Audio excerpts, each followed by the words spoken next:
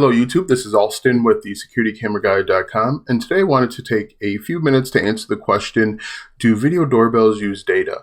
Before we get started, make sure that you hit the like and the subscribe button so that you can receive up-to-date information and notifications as to when I release new videos. Alright, so to answer the question, do video doorbells use data? And the answer in short is yes. Video doorbells send and receive data via your Wi-Fi network. That's a given, that's obvious. But one thing I think consumers aren't aware of is that your phone will actually consume a lot of data as well. And the amount of data that your phone or your cellular provider will consume really depends on you and the doorbell. So let's take a few minutes to talk about some of the instances where you're going to consume or use data. So as I mentioned, your doorbell will use data whenever there's a motion detection or when someone pushes the doorbell. The third way would be if you decide to pop in for a live event. So those are the three ways. And basically what happens is once one of those three events happens, a connection has to be made between the server and then eventually the mobile device. And so all throughout that time until the connection is closed, data is being sent and received. So you can expect that data will be consumed during that whole time. Now, the amount of data that you'll use will actually vary depending on your needs. For example, if there is just a motion event and your motion events are configured to last only 30 seconds, you'll only consume data for 30 seconds. However, if there's a motion event and you decide to look and see what's going on, that turns into a live event. And then the live events really continue until you hang up. So basically what that means is you could do a live event in theory for an hour straight, or it could last 10 seconds. That's really up to you. And because of that, the amount of data that you'll consume will vary. So that's really the data that you'll use on the doorbell side. Now for the mobile device, you can expect that you'll be using data on your home network, on your work or office network, and then even cellular data. So let's talk about those three instances a little bit. So in your home data, you're at home and you receive a push notification that someone's ringing the doorbell or that motion has been detected. So that's going to be two of the ways that you'll consume data. One thing that you have to remember is whenever a push notification is sent to your phone, that's using data as well. So when you think about it, you're going to be using data when there's a push notification, when you actually look in, so you push you activate the live event, or even if you navigate to the app. So those three instances, you're going to be consuming data.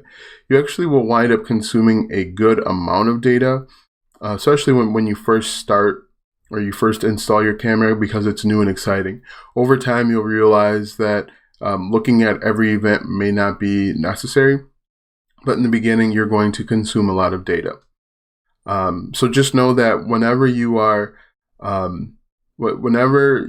receive a push notification, you're using data. Whenever you look in, so let's say you receive a push notification and you press the notification to activate a live event, that duration you're going to be using data. So in essence, you're using data on both ends as via the doorbell and then also your mobile device, which may or may not be a big deal.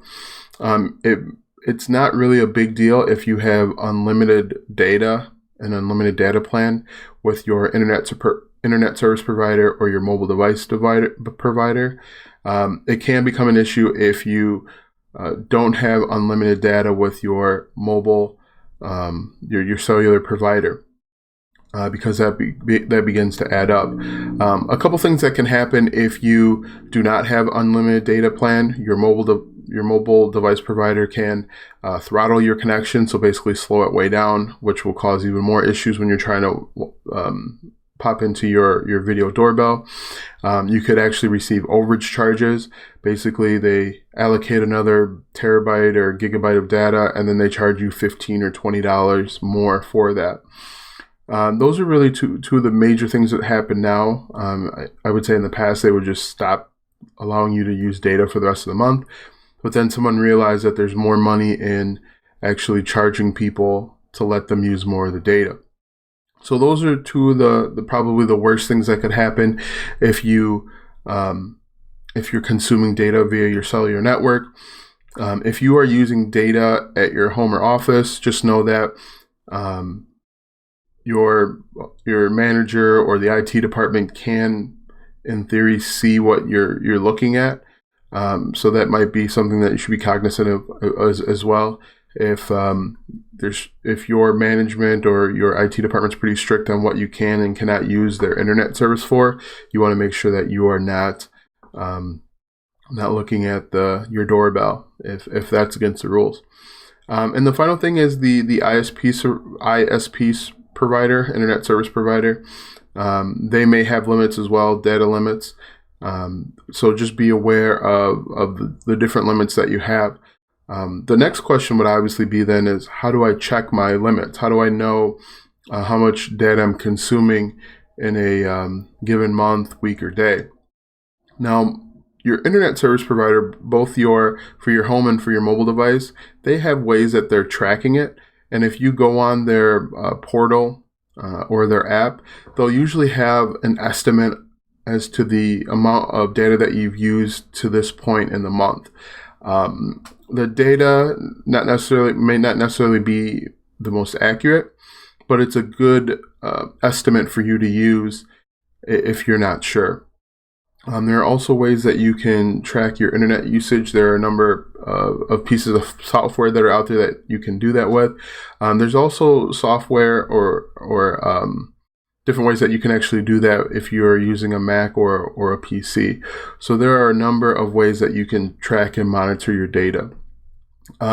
Just going back, and I just thought of this, the amount of data that you will consume really depends on your doorbell settings.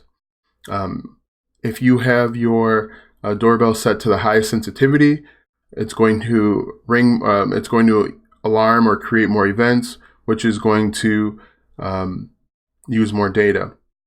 If you have it on the lowest sensitivity where it doesn't catch anything except for, people coming up to the door, then that's going to be less data consumed.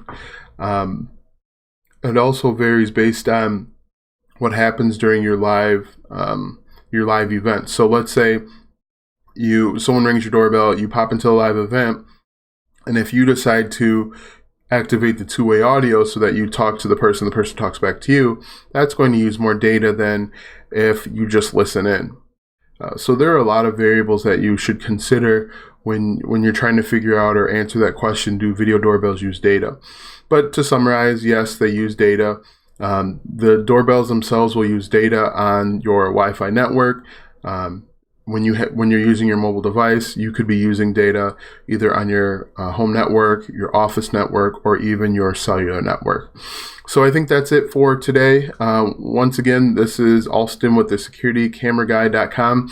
Make sure that you head over to the securitycameraguy.com to take a look at some of the articles, some of the blog posts. I think at this point we are over 50 blog posts that cover all things security cameras. So we talk about video doorbells, we talk about power over Ethernet, CCTVs, wireless devices, all things security camera.